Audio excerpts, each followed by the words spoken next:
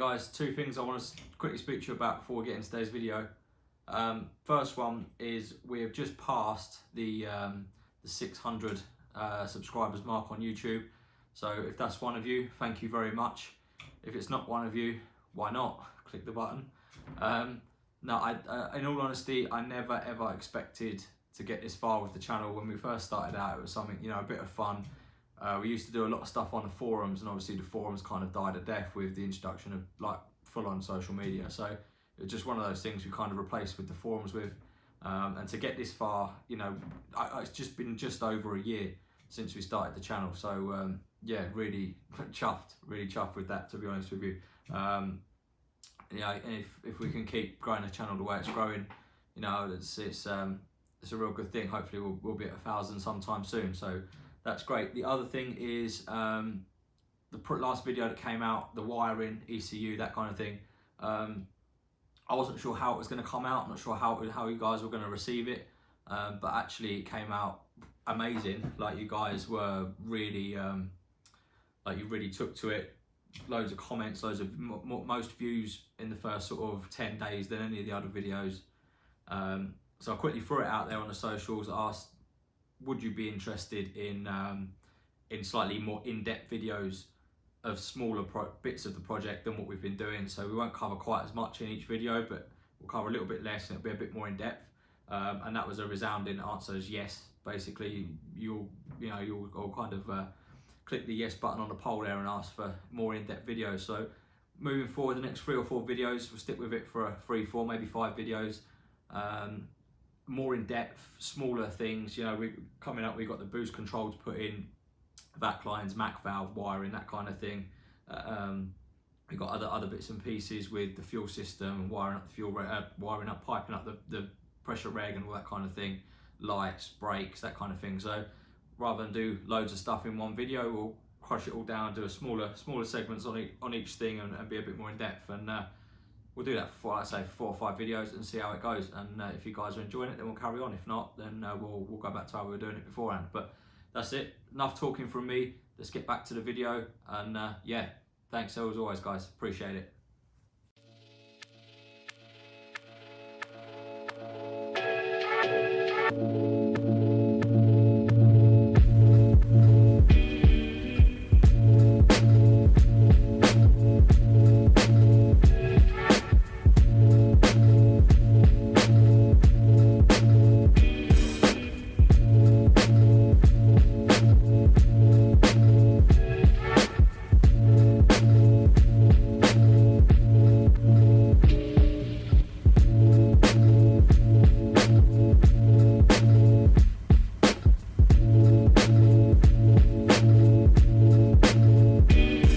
Yeah, back down the garage again this evening, and this evening we are looking at doing a little bit of oil lines for the turbo.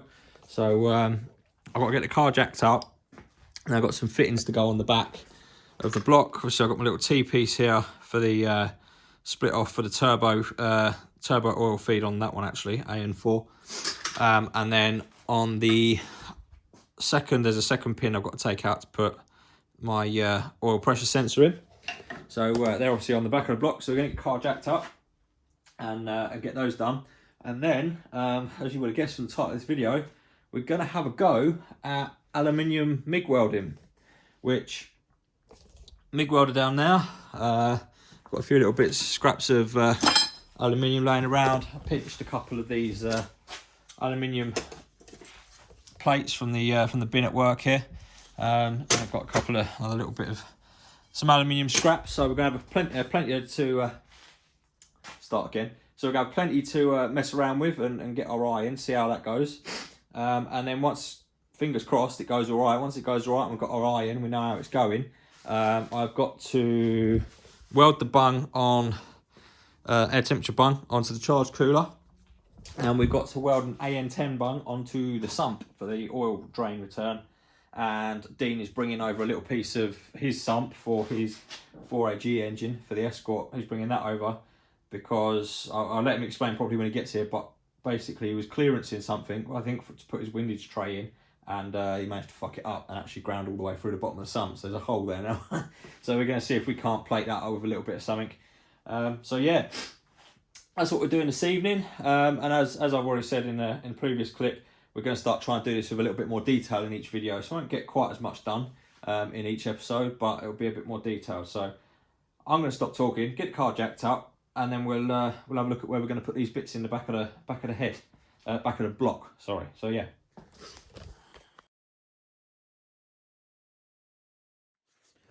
Okay guys, right, car is up in the air. Just gonna get underneath, 4 jack stands, nice and safe.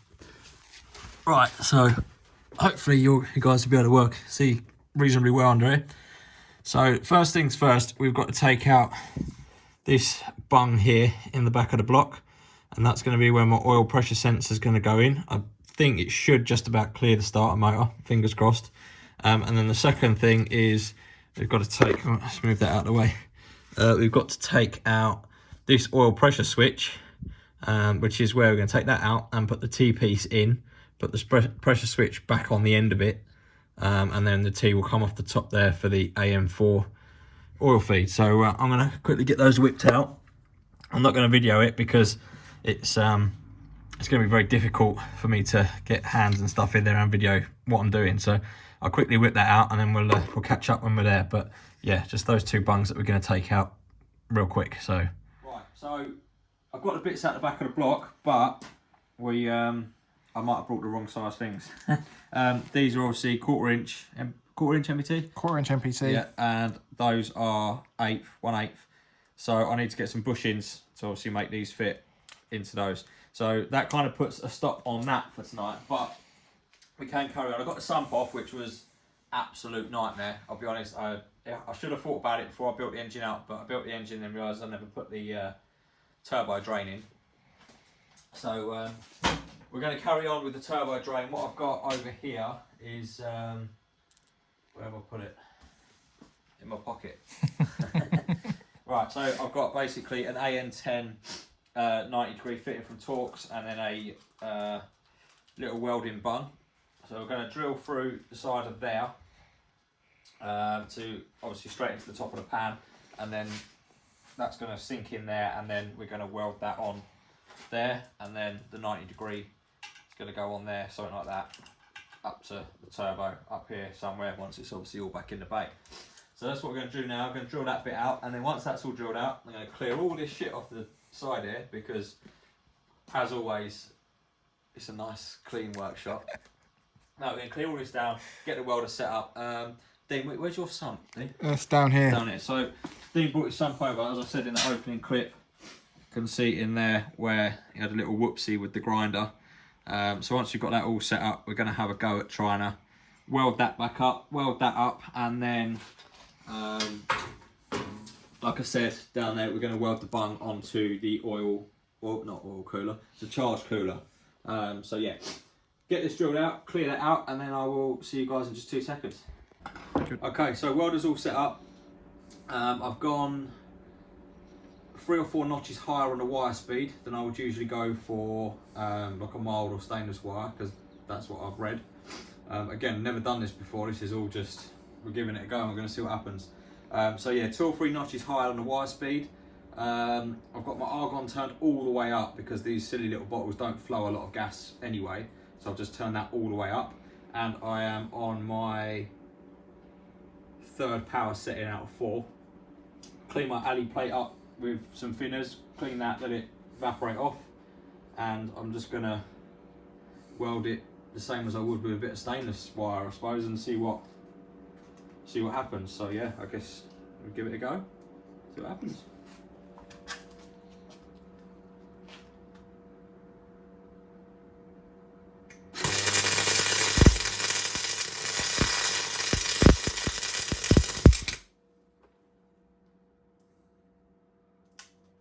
Well, I've got to be honest, I'm impressed with that. Power is way too high, just blown like a million holes in it. But for an off-the-cuff setting, that's not too bad. So I'm gonna probably notch the wire speed down a little bit, and we'll go down to minimum. Let's try that, shall we? Go down to minimum, and we'll try again.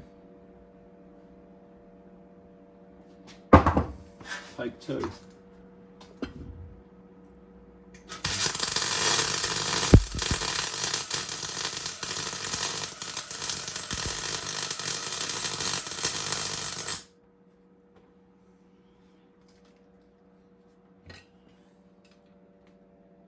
Gone too far the other way now. Really cold weld, bundled right up on top.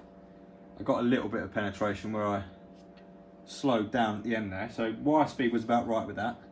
Just go up a notch on the power. So I'm now on setting 2 of 4.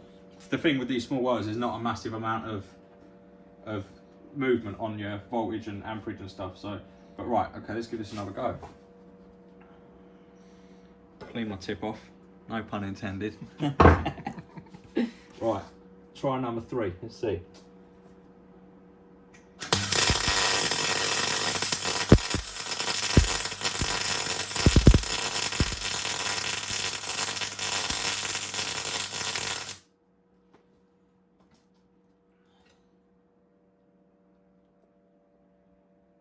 Not too bad, I forgot to take the plastic off the back, so it's now on fire. It's not bad, it's kind of getting there. I don't know how well you can see that, but you can see where the heat's getting into it and it's starting to flow quite well. I'll just keep practicing for a bit, see how it goes. I do need to adjust the setting on my lid though, because it is very, very dark. But because I was fancy and painted it, I can't remember which way I need to turn the setting. I think that's all the way up. That's off. Try that. It's either going to work or I'm going to go blind. Right, take 4 then. So far, I've got to be honest though, I'm reasonably impressed with how seemingly easy this seems to be. We'll see. Right. Famous last words. It is indeed.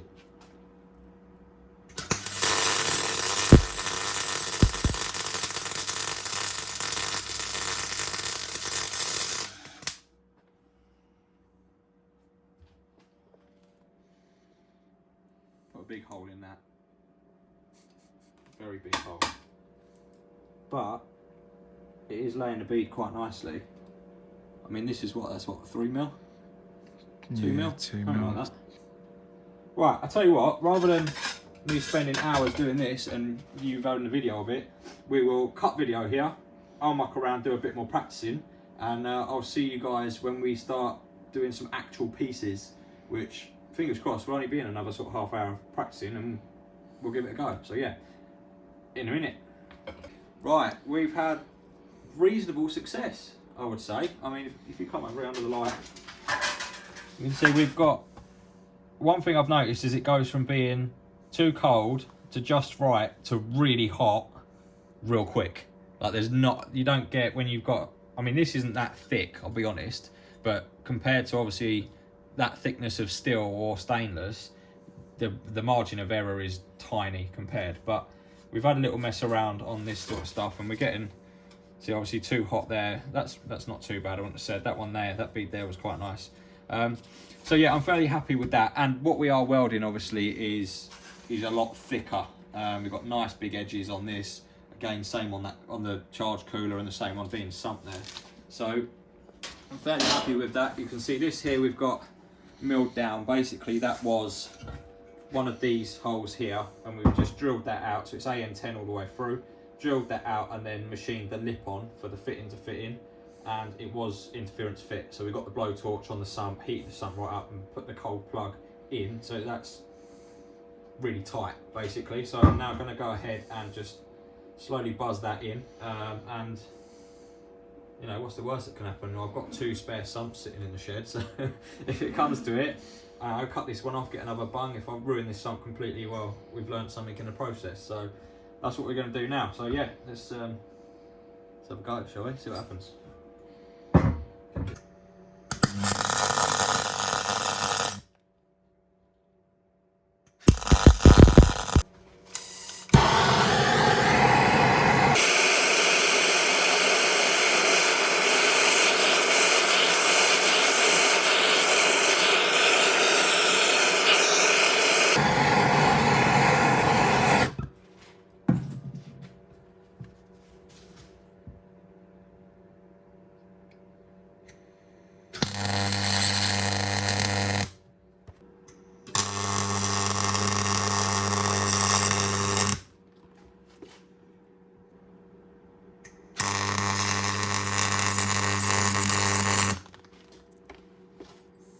Okay, so we gave this a go, grounded it back a little bit and had another go at welding it.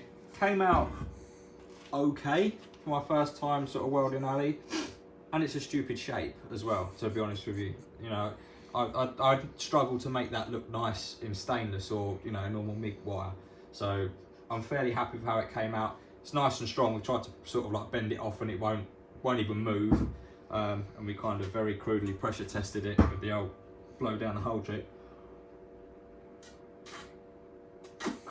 And it's solid. So I'm not saying it's perfect, but I'm fairly happy with it, and it's good enough to give me confidence to keep welding alley this way and sort of keep that practice up and get better and better at it. And you never know, if I can get it nailed, I might just use one of the other sumps I've got to make it up. So that's that done for now. I'm going to move on to Dean's sump. Now this is going to be slightly easier because it's not a silly shape.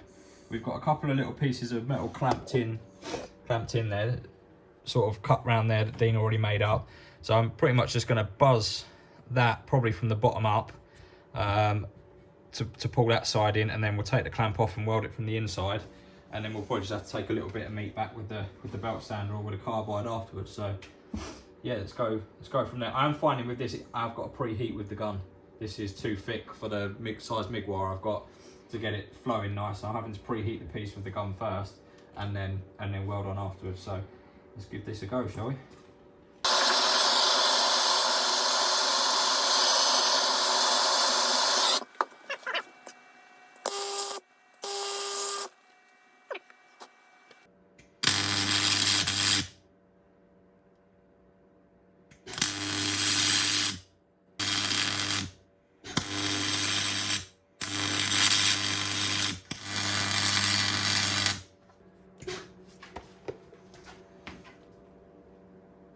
Bastard.